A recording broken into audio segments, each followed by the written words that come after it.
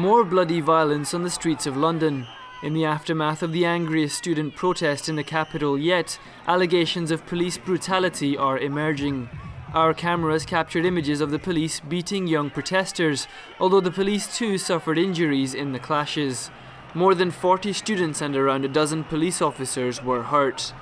What I saw yesterday was a 14-year-old school child carrying out his best friend with basically a bloody head. And we need to be clear about it, that the violence by the police must be condemned. This is a democracy and not some kind of dictatorship in which people are repressed as soon as they take it to the streets.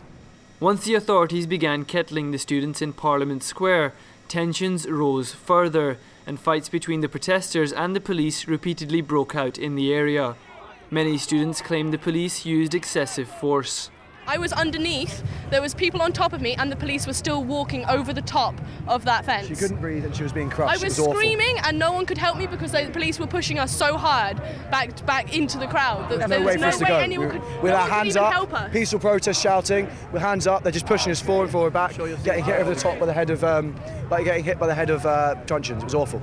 My best friend, I didn't even know she was going to be alive. I nearly had a panic attack, and we were trying to put our hands up onto the grates to stop the police pushing down, and they were hitting our hands with batons so that we couldn't even stop it. A 20-year-old philosophy student who tried to leave the area was seriously injured after allegedly being struck on the head by a police truncheon. He was taken to hospital for surgery, unconscious with bleeding on the brain. But the police have defended their actions, accusing the protesters of instigating the violence.